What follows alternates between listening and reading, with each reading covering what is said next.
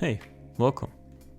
Since I recently finished painting my High Elf army, I wanted to keep the momentum, so I dove right into my Skaven army, finishing up the 8th edition starter box. So here is how I painted the Rat clans and also some other notable models. As always, priming the model, I use Chaos Black spray primer, and then the first base color, Mournfang Brown. Painting the face, fur, tail, as well the spear shaft. On some larger models I also dry brush the fur. And then it's time to dry brush Mephiston Red. On the smaller model I use a small brush, and on the bigger models I used a large brush, to make it much faster to cover the whole area.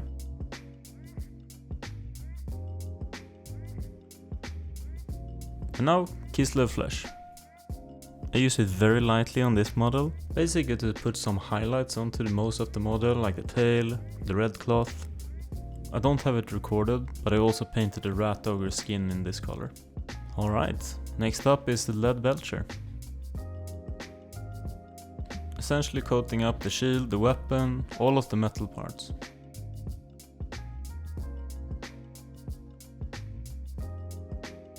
And then Ushabti bone. I use this to accentuate details like eyes, nails and teeth. Here's where I will start deviating from the clan rats in this video, since they are essentially done from here. A few other notable Ushabti bone places will be the drummer, the wraps on the ogre,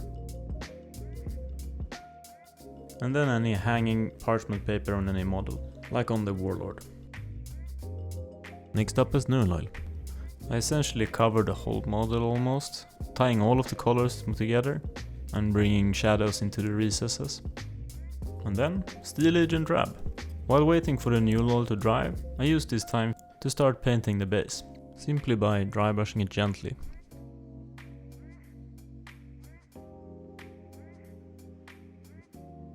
Next up, Balthasar Gold. This is a beautiful color that will bring a much needed contrast to all of the metal parts, essentially separating into two metal colors, the Balthasar Gold and the Leadbelcher. This was a very fun part, deciding on which metal type goes where. And then it's time for Corax White.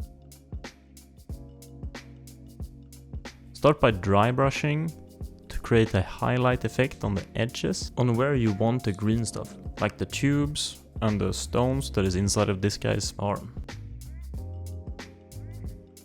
For the smoke, I actually want to reverse the values to create a more convincing smoke effect by having the inner smoke brighter and the outer plumes darker, which is why the next color is Abbadon black, to create that nice contrast.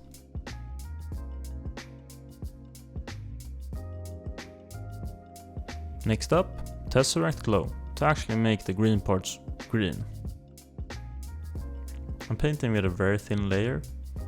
I think especially for Tesseract Glow it is very important to shake it well before using it, otherwise it will have very bad coverage. Final touch up on the smoke, basically just take Abbadon black and paint on the edges. And then, next up, Nihilakh Oxide.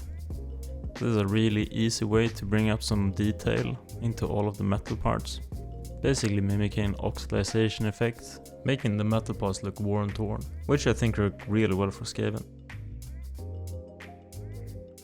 I try to not overuse it, but let me know what you think.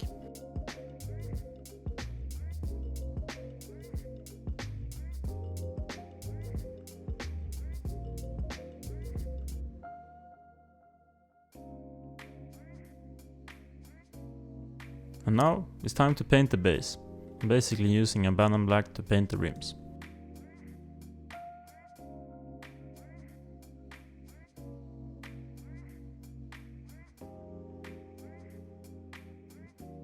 And then Woodland tuft.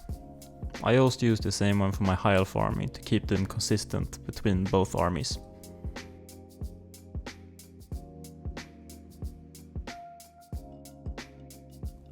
And that's it. That's the full Skaven army as well as the High Elf army in the other video. I'm very happy with the results. It was a pure joy going back to these old minis and actually getting the chance to appreciate how good these models are, even though they're a bit old. You may have noticed on the head on the ogre, it actually wasn't the original part. I needed to customize it a little bit since when I purchased it, the head was missing. I'm not quite sure what army I want to tackle next, but thank you so much for watching and see you in the next video. Bye.